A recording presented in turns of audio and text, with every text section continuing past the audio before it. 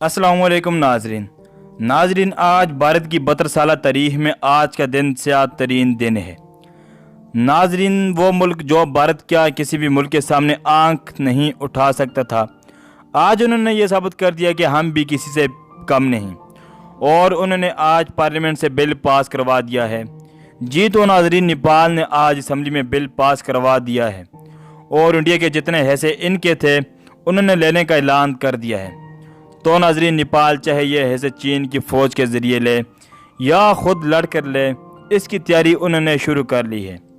नाजरीन, इंडिया चारों तरफ से गिर चुका है और शायद इंडिया को बहुत बुरी शिकस्त होने जा रही है। नाजरीन, मज़ीद वीडियो को आगे बढ़ाने से कबल हस्ब रवायत इतनी सी रिक्वेस्ट होती है कि आप इस मुनफरिद चैनल तैयब अवान ऑफिशियल को सब्सक्राइब कर दें और साथ बेल के आइकन को ज़रूर प्रेस करें ताकि ऐसे आने वाली और भी वीडियो की तफसीलात आपको बर वक्त मिलती रहें। शुक्रिया।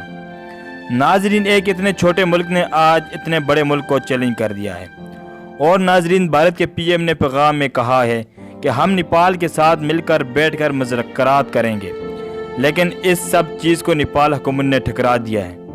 नाजरीन, आपको मालूम है कि इस वक्त इंडिया चारों तरफ से गिर चुका है और शायद वो पाकिस्तान के ऊपर कोई ना कोई हमला करवा दे। देखें नाजरीन, जब आप दुश्मन को चारों तरफ से घेर लेते हैं, इसने कुछ ना कुछ करना होता है अपने आप को बचाने के लिए। तो ये अपने आप को बचाने के लिए भारत पाकिस्तान पर हमला कर सकता है, इसलिए पाकिस्तान के तीनों मुसल्लह अफवाज के दस्ते तैयार हैं। इंडिया ज़्यादा देर तक चाइना का मुकाबला नहीं कर सकता, इसलिए इसे कुछ ना कुछ तो करना होगा। अगर नेपाल की तरह यह हमला करता है तो इंडिया तो वहाँ पहले ही फौजन जंग के लिए तैयार बैठी हैं और नेपाल मुकम्मल तौर पर चाइना के हाथ में है, जो उठकर किसी भी वक्त हमला कर सकता है। नाज़रीन, इंडिया को कुछ ना कुछ करना होगा, इन्हें समझ नहीं आ रही कि ये क्या करें। नाज़रीन, ये थी हमारी आज की न्यूज़ वीडियो। तो अगली वीडियो तक हमें इजाज़त दें हैं। अल्लाह हाफिज़। और चैनल को सब्सक्राइब करना ना भूलें और वीडियो को लाइक करना ना भूलें। शुक्रिया।